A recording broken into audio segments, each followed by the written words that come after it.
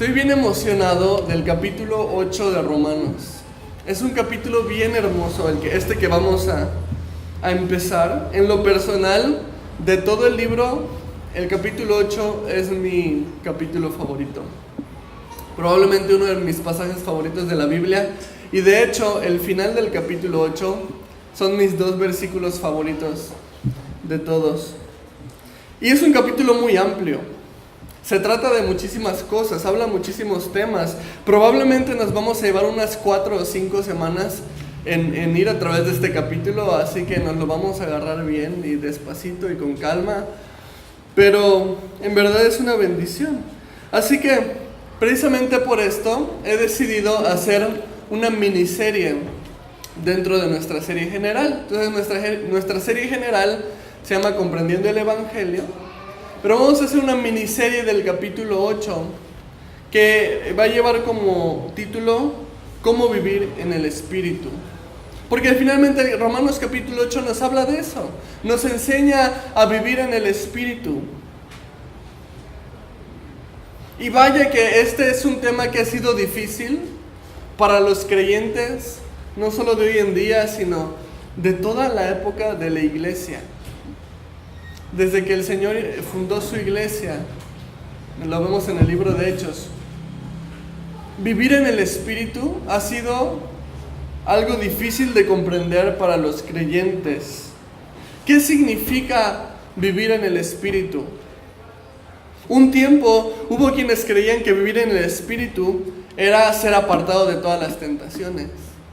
Entonces, lo que empezaron a hacer en alguna época dentro de la iglesia es que se formaron los famosos ermitaños. Y los ermitaños se iban a vivir aparte, fuera de la civilización. Muchos se subían en árboles y vivían arriba de los árboles como changuitos. ¿Por qué? Porque su definición de vivir en el Espíritu era negarse y alejarse de todas las tentaciones posibles, y la única manera en la que ellos podían hacer eso era viviendo solos y apartándose de la sociedad. Claro que huyeron de muchas tentaciones, de muchos pecados, pero nunca pudieron huir del pecado del orgullo, porque eran las personas famosas en ese entonces por ser los más espirituales. Entonces había un sentimiento de orgullo en ellos, porque soy ermitaño, porque soy más espiritual que los demás que viven normalmente. Así que tratando de huir de la tentación, se metieron en otra tentación. Después empezó la época del monacato, de los monjes.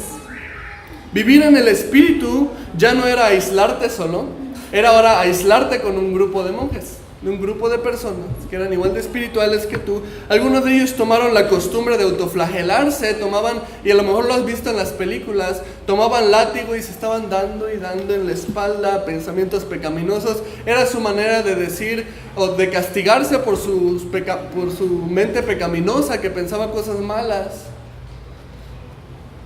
Después el celibato. Andar en el Espíritu, dijeron, se trata de que no te cases. Entonces, hubo gente que buscando andar en el Espíritu decidieron vivir en el celibato y no casarse. Y tú dices, no, pues, obviamente eso no es caminar en el Espíritu, y lo comprendemos hoy en día. La mayoría de los creyentes eran bien exagerados, sí, probablemente eran muy exagerados. Pero, ¿sabes que hoy en día también tenemos problemas para entender esto? Solo que nosotros nos hemos ido a otro extremo. Ellos eran extremistas, nosotros somos conformistas. Muchos creyentes hoy en día creen que caminar en el Espíritu es asistir a una iglesia. Y con esto cumplo con Dios. Estoy caminando en el Espíritu. Otros creen que vivir en el Espíritu es hablar un lenguaje cristiano. Aleluya, bendecido, victorioso, gloria a Dios, amén. Y piensas, wow, qué hermano tan espiritual, él sí vive en el Espíritu. Y el que no habla así, es un hermano carnal. Perdemos el punto de lo que significa vivir en el Espíritu. Así que a través de esta miniserie vamos a ver cómo Pablo nos explica de manera clara y directa ¿qué es vivir en el Espíritu? ¿Cómo se debe ver la vida de un cristiano hoy en día que camina en el Espíritu?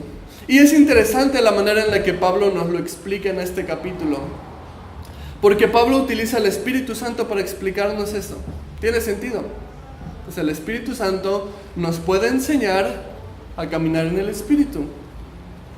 Entonces, al estudiar Romanos 8, te vas a dar cuenta de que Pablo va a hablar acerca del Espíritu Santo de 3 maneras diferentes.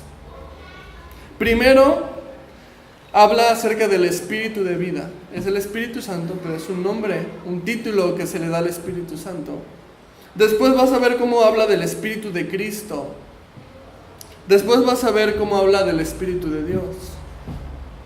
¿Por qué es esto importante? Porque cada título que se le da al Espíritu Santo en el capítulo 8 nos habla de una manera en la que el Espíritu Santo nos enseña a vivir en el Espíritu. Y el día de hoy nos vamos a enfocar en el primer título del Espíritu Santo. Y esto es el Espíritu de vida. Y este es el estudio de hoy. El título del estudio de hoy es el Espíritu de vida. Vamos a ver cómo el Espíritu Santo, como el Espíritu de vida, nos enseña a vivir en el Espíritu. Y vamos a ver 3 aspectos en la que nos lo enseña. Primero vamos a ver que nos da una promesa de vida. Después, el punto número 2 va a ser el poder de vida. El Espíritu Santo nos da poder para vivir de una manera agradable a Dios. Y al final vamos a ver la vida en rebeldía, que es aquella vida que el Espíritu Santo nos aleja de ella. Así que, ya sin más preámbulo, vamos a entrar en el estudio del día de hoy. Romanos capítulo 8, el punto número 1, que es la promesa de vida. Y si ya estás ahí, vamos en el verso 1 y 2. Y empieza de la siguiente manera. Ahora pues, ninguna condenación hay para los que están en Cristo Jesús, los que no andan conforme a la carne, sino conforme al Espíritu. Porque la ley del Espíritu de vida en Cristo Jesús me ha librado de la ley del pecado y de la muerte. Lo primero que quiero que notes del verso 2 es esto que es el centro del estudio del día de hoy, cómo Pablo denomina al Espíritu Santo como el Espíritu de vida en Cristo. Como te dije, este título del Espíritu es lo que nos asegura que tenemos vida eterna en Cristo. Pero Pablo inicia el versículo 1 diciendo, ahora pues. Y esta pequeña frase, ahora pues, tiene una gran importancia. Significa que tiene una continuidad con el tema anterior. ¿Y cuál era el tema anterior?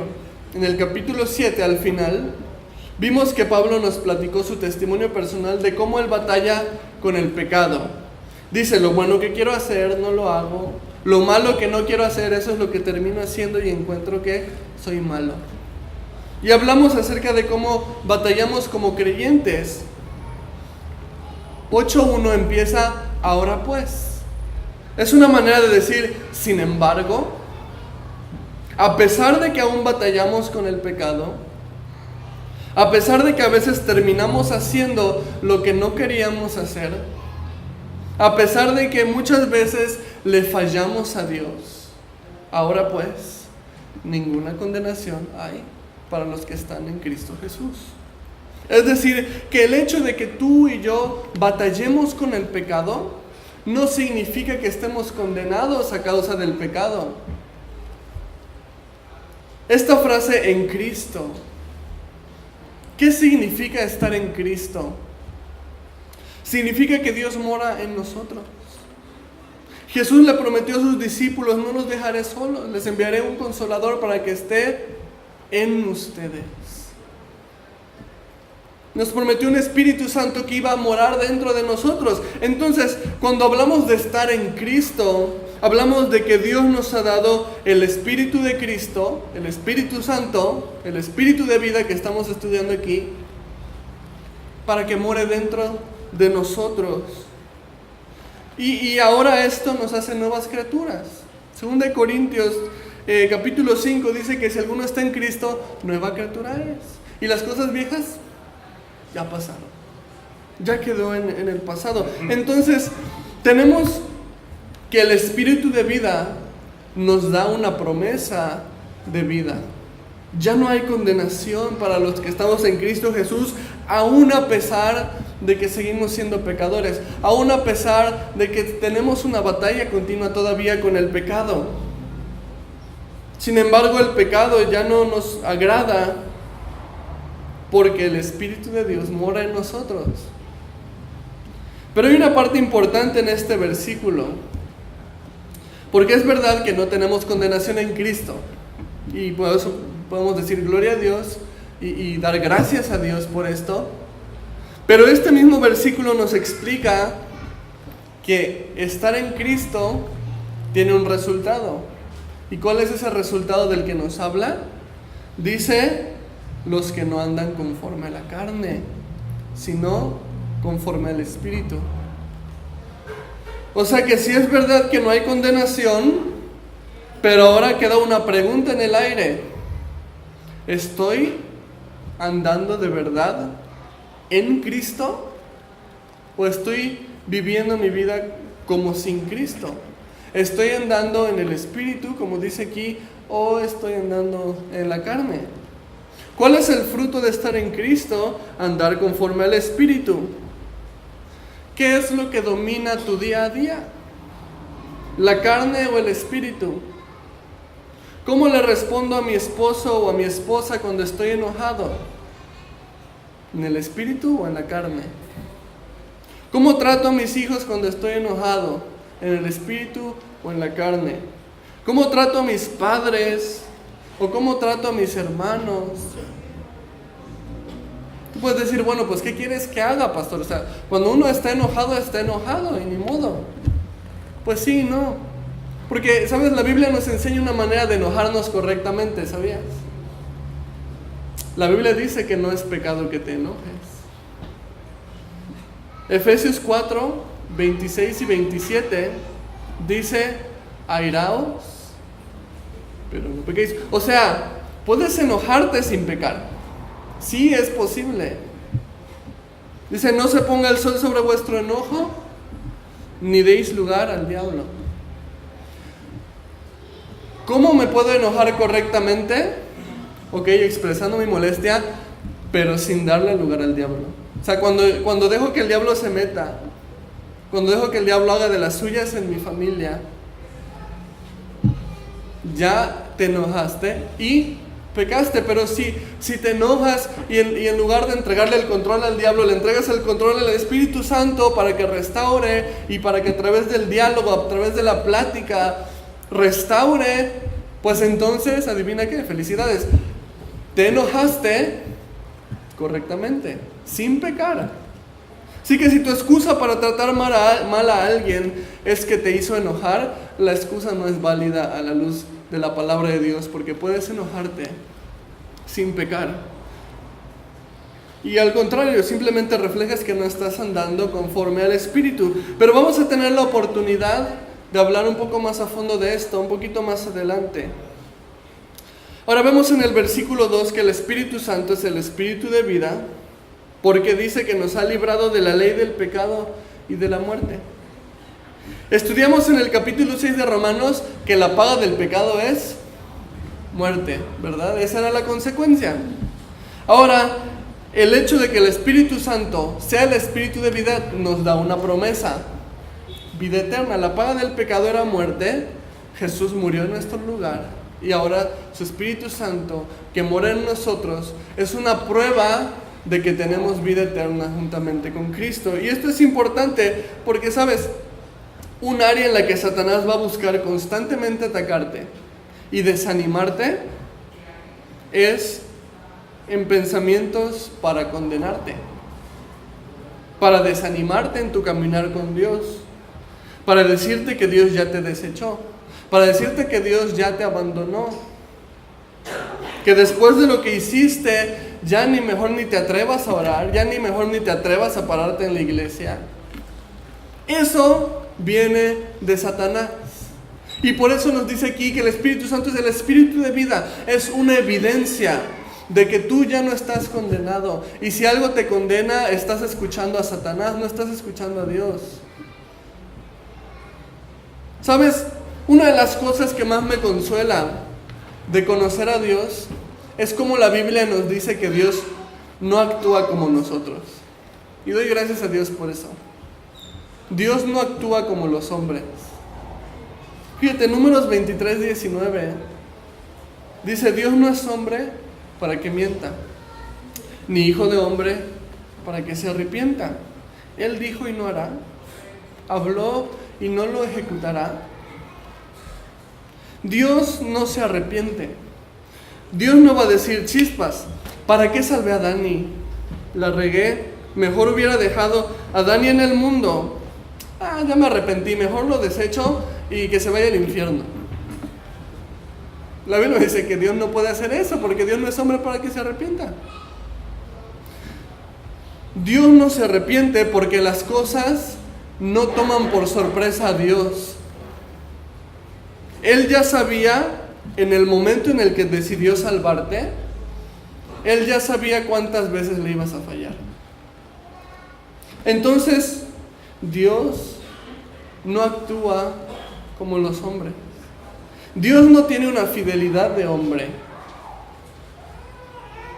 Porque la fidelidad de los hombres depende de los hombres. Depende de cómo me traten. Si me tratas bien, te trato mal. Digo, si me tratas bien, te trato bien. Y si me tratas mal, te trato mal. Si alguien me golpea, pues igual y en una de malas que me agarre, se lo devuelvo. Nuestras acciones de hombre dependen de cómo se comportan los demás hombres con nosotros, y de eso depende mi acción y de eso depende mi fidelidad. Pero Dios no tiene fidelidad de hombre. Segunda de Timoteo 2:13: si fuéramos infieles, Él permanece fiel. Él no puede negarse a sí mismo. Cada vez que por tu cabeza cruce la idea de que Dios te desechó, tienes que recordar esto: Dios es más fiel que yo. A veces pienso que Dios actúa como hombre y de chin, ya le fui infiel a Dios. Entonces, ¿cómo puedo esperar que Dios me sea fiel a mí? Pero la Biblia me dice otra cosa. Me dice: eres chafa, qué bueno. Pues Dios no. De hecho, aquí dice que Él no puede negarse a sí mismo. O sea que la fidelidad no es algo que Dios tenga o que Dios dé, es algo que Dios es. Dios es fiel, es parte de su naturaleza. Y esto no es un permiso para decir: bueno, pues Dios es fiel, bueno, pues entonces voy a darle rienda suelta a todo lo que quiero y voy y peco y me arrepiento y Dios es fiel. Yo soy chafa y Dios es fiel. No, al contrario. Es para que tú digas: no inventes, Dios es tan fiel. Quiero corresponder a esa fidelidad. Quiero corresponderle. Así que dice aquí Pablo que el Espíritu de vida nos libra de la ley del pecado y de la muerte. De manera que si tú le has abierto las puertas a Dios en tu vida, al Espíritu Santo, para que Él entre, tienes garantizada la vida eterna. Y el siguiente versículo nos explica el por qué. Y aquí entramos en el punto número 2 del estudio de hoy, que es el poder de vida. Fíjate el versículo 3 y 4, cómo continúa diciendo: porque lo que era imposible para la ley, por cuanto era débil por la carne, Dios, enviando a su Hijo en semejanza de carne de pecado, y a causa del pecado, condenó al pecado en la carne. Y para que la justicia de la ley se cumpliese en nosotros, que no andamos conforme a la carne, sino conforme al Espíritu. Esto es por lo que era necesario que Dios nos diera su Espíritu Santo para morar en nosotros. Dice aquí que era imposible para la ley.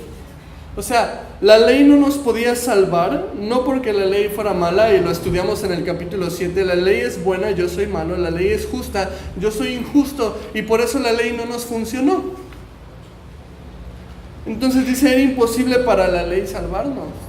Pero dice, Dios mandó a su Hijo y dice, ¿en semejanza de qué? De carne, de pecado. O sea, Dios envió a su Hijo para que tome forma de hombre, hecho semejante a nosotros, y lo condenó por nuestros pecados. Y entonces, lo que era imposible para la ley, salvarnos, Dios proveyó de su Hijo Jesús para salvarnos. Porque ¿cuál era el problema de la ley? La ley nos enseñaba qué hacer. No matarás, no robarás, honra a tu padre y a tu madre, guarda los días de reposo, etcétera, etcétera. Pero no nos daba el poder para obedecerla. Nos decía qué hacer, pero no nos daba el poder para vivirlo. Era débil en la carne, dice aquí.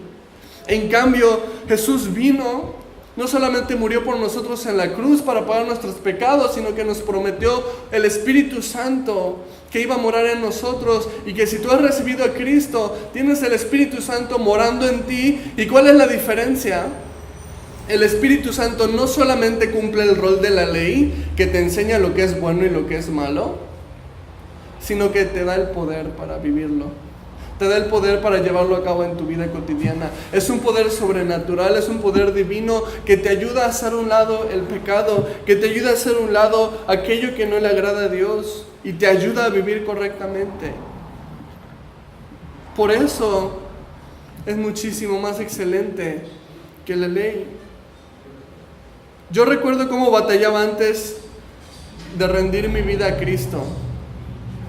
Batallaba porque en mi mente entendía que muchas de las cosas que hacía estaban mal. Aun cuando no era cristiano, yo sabía que había cosas que estaban mal y que no debía de hacer, pero no tenía el poder para dejarlas.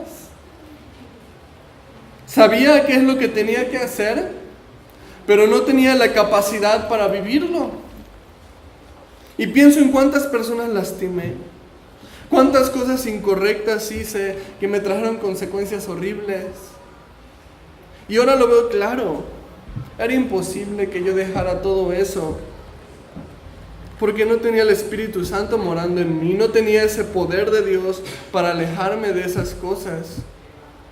Pero al mismo tiempo, pues era muy necio, porque no quería rendirme a Dios. No quería tener en cuenta a Dios en mi vida. Y te digo algo, no pienses que vas a vivir una vida agradable a Dios si no tomas en cuenta a Dios en tu vida. Es precisamente el espíritu de vida que estamos estudiando el que te empodera para vivir una vida nueva. Mientras no tomes en serio a Dios y no empieces a llenarte de Él, no vas a ver una transformación en tu vida, no vas a poder dejar los mismos pecados de siempre, las mismas prácticas de siempre, no vas a dejar de lastimar a las mismas personas que siempre andas lastimando. El Espíritu Santo nos da el poder de vencer el pecado.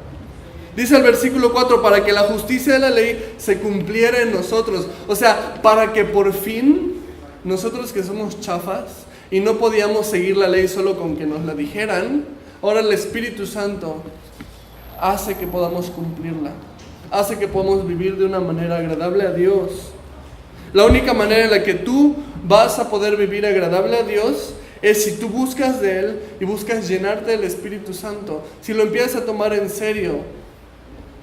De lo contrario, pues va a ser como si siguieras en la ley.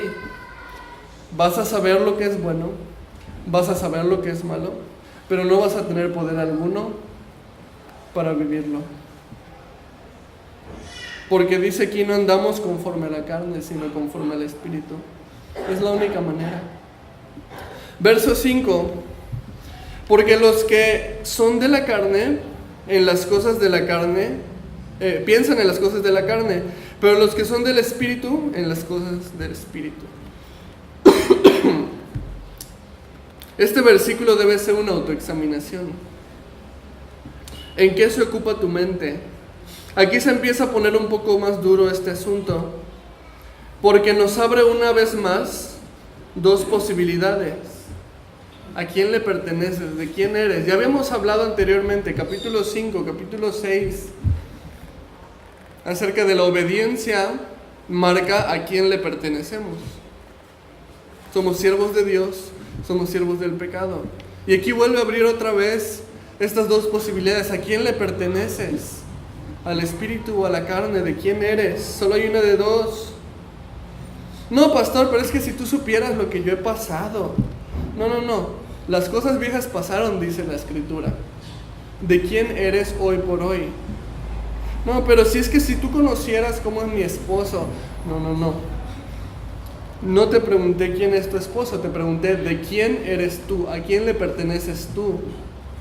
No, pero si vieras cómo me trata mi esposa, o no, si vieras cómo me trata mi jefe en el trabajo, si vieras qué injustos son mis padres conmigo. Las circunstancias o las personas que te rodean no definen ni tampoco justifican quién eres. Tus acciones lo hacen. Aquí no hay lugar para peros ni para excusas. Esto es una ley espiritual. Los que son de la carne piensan cosas de la carne, los que son del espíritu piensan y hacen las cosas del espíritu. Y tristemente las iglesias hoy en día están llenas de cristianos que somos expertos, tenemos maestrías y doctorados en poner excusas.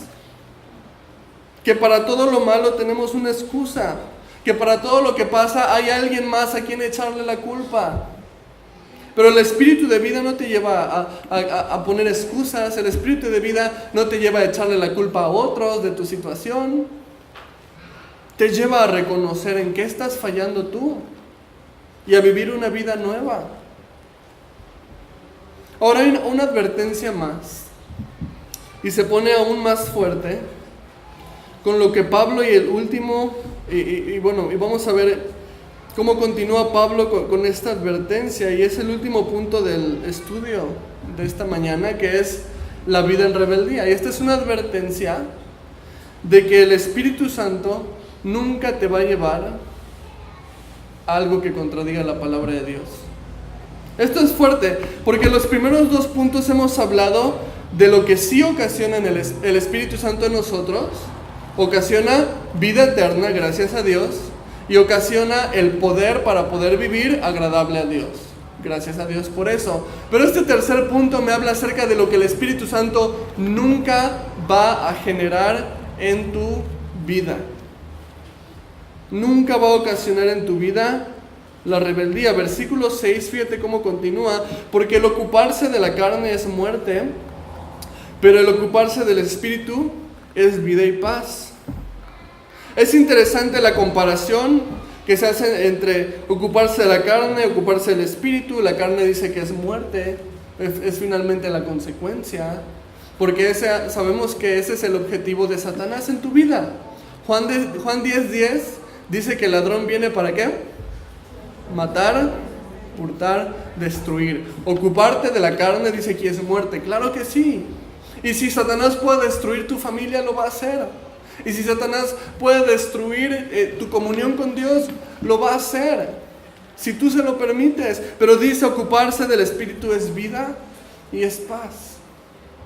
Uno de los frutos de vivir conforme al Espíritu es esa tan anhelada paz. Cuando tú andas en la carne, tienes todo menos paz. Vives peleándote con otros, vives con rencor en tu corazón por otros, y no vas a poder encontrar paz en medio de las circunstancias porque andas en la carne. No vas a poder escuchar la voz de Dios hablándote a través de todo eso. Pero ojo, la paz puede ser algo engañosa.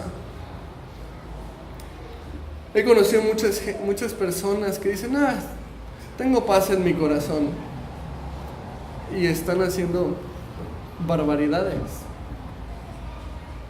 Hay una paz en la que tú puedes engañarte a ti mismo diciendo, no, yo estoy bien con Dios, cuando tú sabes en el fondo que no estás haciendo la voluntad de Dios, que no estás viviendo conforme a lo que Dios le agrada. La paz verdadera tiene que ser un resultado de dos cosas: de tu comunión con Dios y de tu obediencia a Dios. Porque existe una paz falsa Existe una paz, incluso me atrevo a decir cínica, en la que decides no hacer la voluntad de Dios, pero pretendes que todo está bien. Me gusta llamarla la paz de Jonás. Pero si tú te acuerdas, Jonás, la historia, Dios le dijo a Jonás, ve a Nínive. Jonás dijo, Nel, ve cómo son bien malos, no se merecen ser salvados. Y tomó un barco, se fue en la dirección contraria. Dice que una tormenta muy fuerte azotó ese barco y Jonás estaba durmiendo, tranquilito. Seguramente estaba soñando cosas bonitas. Tranquilito, dormidito y en paz, pero en desobediencia. Y esto es peligroso. Tercera de Juan, versículo 11 dice, el que hace lo bueno es de Dios, pero el que hace lo malo no ha visto a Dios. La paz verdadera viene de confianza y obediencia en Dios. Cualquier otra paz es una paz pasajera o es una paz falsa, una paz llena de cinismo. Aún a pesar de que esto es bastante malo, lo que más me llega es el versículo 7. Fíjate cómo continúa diciendo, por cuanto los designios de la carne son enemistad con Dios. Y esto me llega. No hay nada más triste que ver una persona que dice estoy bien con Dios cuando sus acciones demuestran que es un enemigo de Dios. Dice porque no se sujetan a la ley de Dios ni tampoco pueden. Acá hay un foco rojo que no debe ser tomado a la ligera. Porque iniciamos hablando de los que están en Cristo, no tienen condenación, pues gloria a Dios por esto. Y también hablamos acerca de cómo el Espíritu de Dios mora en nosotros, nos da vida eterna y nos ayuda a caminar en una vida nueva. Gloria a Dios, gracias a Dios por esto. Pero si el Espíritu no te está llevando a vivir una vida nueva, si el Espíritu no te está llevando a caminar de una manera diferente, a buscar agradar a Dios en tu vida, hay un foco rojo encendido porque dice que esto es enemistad contra Dios.